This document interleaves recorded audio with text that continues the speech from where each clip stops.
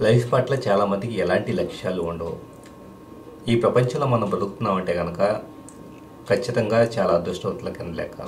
ఒకసారి ఈ హాస్పిటల్కి వెళ్ళి చూడండి, కాళ్ళు చేతులు కదిలించలేక ఆక్సిజన్ సిలిండర్స్ మీద ఎంత దీనంగా జీవితాలు వెళ్ళబుచ్చే వాళ్ళు ఉంటారు. మన కళ్ళకే మనం జీర్ణించుకోలేక పక్కకు వచ్చేస్తుంటాం.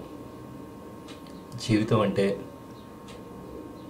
వడ్డించిన వెస్టర్ లాంటిది కాదు. ఈరోజు మన జీవితం అన్ని విధాల బ్రహ్మాండంగా ఉంది అంటే కనుక దాన్ని సద్వినియోగం చేసుకోవాల్సింది మనమే. ఈరోజు మనం ఉదాసీనంగా రోజులు గడిచిపోతున్నాయి కదా అన్నట్లుగా ఎట్లా పడితే అట్లా గడిపేసేస్తే కనుక రేపు జీవితం ముగిసే దశకు వచ్చేటప్పటికి వెనక్కి తిరిగి చూసుకుంటే జీవితం అనేది ఏమీ మిగలదు.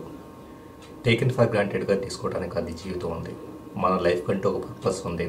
ఆ పర్పస్ని అలాగే మన లైఫ్ని వీలైనంత కసిగా అండర్లైన్ చేసుకోవాల్సిన బాధ్యత, చిత్తశుద్ధి మనకు ఉండాల్సి ఉంటుంది. లేనప్పుడు ఇలాగ టైంపాస్ జీవితాలు మనం బతుకుతూ ఉంటాం.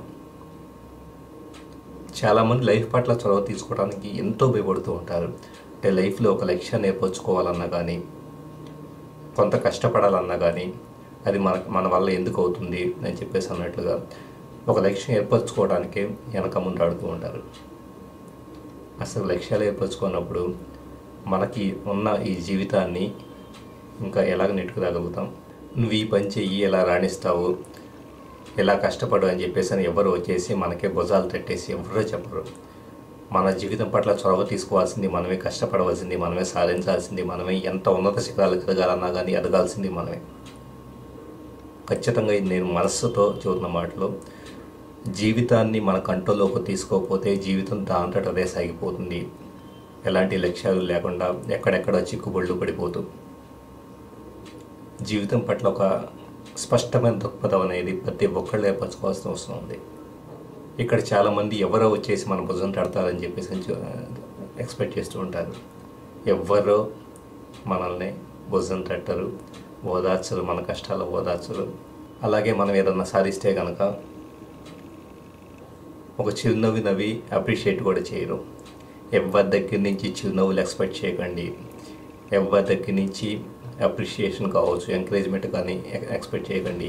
మనల్ని మనం మోటివేట్ చేసుకోవాల్సిందే తప్ప ఎవరు ఈ ప్రపంచంలో మోటివేట్ చేయడానికి సిద్ధంగా లేరు. ఎవరి జీవితాలు వాళ్ళు బతుకుతున్నారు. ఎవరన్నా మోటివేట్ చేయడానికి వస్తూ ఉన్నా కూడా ఒక 4 మాటలు చెప్పినా కూడా డబ్బులు ఆశించి మోటివేట్ చేసే సంస్కృతి వచ్చినప్పుడు ఎవరి నుంచి నిజమైన మోటివేషన్ మీరు కోరుకుంటారు చెప్పండి? మనల్ని మనం మోటివేట్ చేసుకుంటాం. మన జీవితాన్ని మనం తీర్చిదిద్దుకుందాం. మనం ఏం చేయాలనుకుంటున్నామో, ఏం సాధించాలనుకుంటున్నామో మన ఆలోచనలతో డిఫైన్ చేసుకొని దాన్ని సాధించి తీరుతాం. ఉన్నది ఒక లైఫ్. ఈ లైఫ్ను మనం మూర్ఖత్వంతో, బద్ధకంతో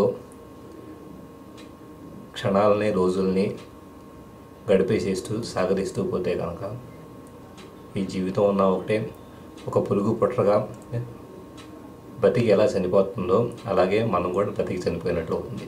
నేను ఎలాగే బతుకుతానని చెప్పేసి అని మనం డిసైడ్ చేసుకొని కసిదేరా బతకాల్సిన లైఫ్ తప్ప అటు ఇటు చూసుకొని అందరూ యాక్సెప్ట్ చేస్తున్నారా లేదా, సొసైటీ యాక్సెప్ట్ చేస్తున్నారా లేదా, మనం ఏమైనా అప్రిషియేట్ చేస్తున్నారా లేదా, మనం ఎంచుకున్న పాత్ కరెక్టా కాదా అని ఇలాగా 100 రకాల శంకలతో ప్రతి క్షణాన్ని నరకంగా భావిస్తూ మన లక్ష్యాలని, మనం అనుకున్న జీవితాన్ని వదిలేసుకొని కామన్గా బతికేయడం కాదు జీవితం.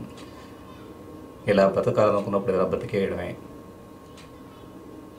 బతికి చూపించిన రోజున, బతికి ఫలితం సాధించిన రోజున అప్పుడు అందరి యాక్సెప్టెన్స్ లభిస్తుంది. అంతవరకు ఎవరు యాక్సెప్ట్ చేయరు.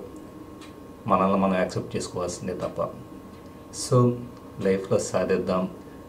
మనం తప్ప ఇంకెవ్వరూ ఈ పని ఇంత అద్భుతంగా చేయలేరు అని చెప్పేసి అని మనకు మనం నమ్మేటంతగా కష్టపడతాం. ఎవ్వరూ వచ్చి మీరు చాలా బాగా చేశారని అప్రిషియేట్ చేయాలని కూడా కోరుకోవద్దు. ఎవ్వరు అప్రిషియేట్ చేసినా చేయకపోయినా మనం చేసిన పని పట్ల మురిసిపోతే చాలు. అంతకు మించిన ఫలితం ఏది అవసరం లేదు. Thank you very much for watching this video. ఈ వీడియో కనుక మీకు నచ్చితే మీ ఫ్రెండ్స్ కూడా షేర్ చేయగలరు.